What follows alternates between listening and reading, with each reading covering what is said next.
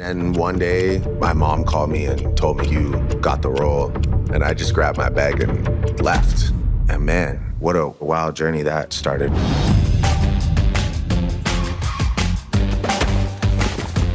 A little Canadian series is shaking up the television industry. It's seen in 40 countries and won 7 Degrassi didn't just change television, it shaped a generation, from groundbreaking storylines to launching the career of a kid now known as Drake, and a new documentary, Degrassi, Whatever It Takes, is taking us back in time. All right, here's former cast members Stacie, Mistysyn, and Amanda Stepto, along with director Lisa Rideout. They all joined us this morning on the morning show to talk about the new doc that premieres Saturday at TIFF. Welcome and good to see you all. Thank you. Thank you. All right, congratulations on the doc. I want to start with you, if I could, Lisa, because there's been plenty of headlines about this documentary after the co-creator of Degrassi, Linda Schuyler, filed a defamation lawsuit to try to stop this weekend's premiere.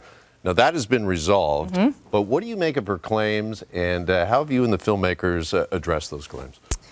I mean, I haven't been part of the legal proceedings. We're just really excited that it's been resolved. Everyone will get to see the film how we've intended on Saturday and Sunday. So yeah, I'm just thrilled that we've made it through. Everyone's gonna get to see the film how we intended it to be, and that's what I can say about it.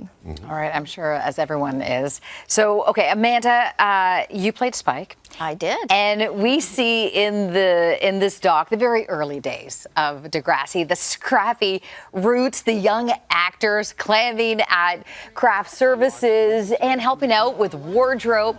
When you think back, when you reflect back, what surprises you most of what you guys experienced and the show? You know, honestly, at the time when we were doing all of those things, whether it was acting or helping out behind the scenes, we didn't know any different. We were just, you know, young kids on a show, not realizing how huge it would become, right? So at the time, clueless. No experience, first acting job, just kind of was in the moment and went with it. It's more when you look back and you reflect on, well, we did A, we did B, we did C, like, holy crap. Not, some of that stuff wouldn't happen today, but coming out of it, this is one of my ride or die friends, Stacie. So without the show, we would never have the friendship that we do today.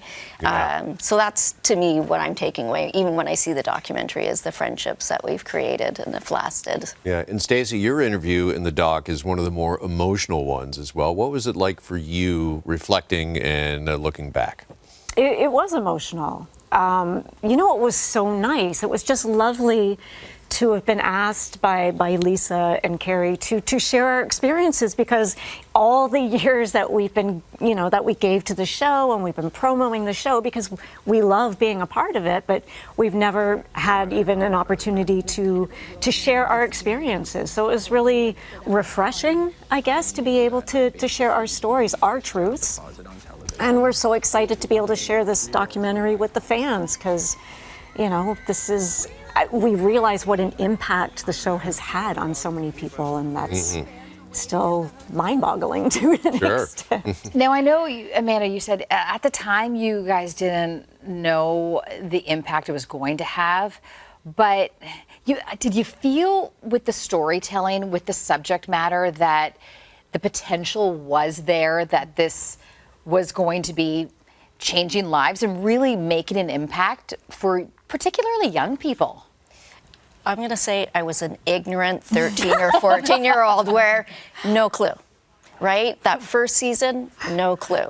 It wasn't until I'd say this after even the episode where it's Spike gets pregnant, right? And it's called It's Late. It wasn't really probably until that point for me, and that was maybe episode 8 or something in the first season, where I'm like, wow, this show is going to have a huge impact. And so there was a moment in time that maybe I wasn't so ignorant anymore. Yeah. All right, I know Drake has called Degrassi one of the most innovative pieces of programming of all time and forever ingrained in Canadian history, entertainment history.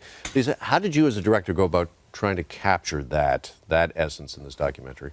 Yeah, I mean, it's a tricky one because it is a franchise that has been around for 40 years, so there's so many different stories. But I was a fan of the show growing up, watched it, remember everyone on the show, so I think We tried to capture both the fan experience and the impact, and then the behind the scenes as well, and what everyone was going on in the show. So we were tasked to tell the legacy, the ups and downs of the franchise, and that's what we did.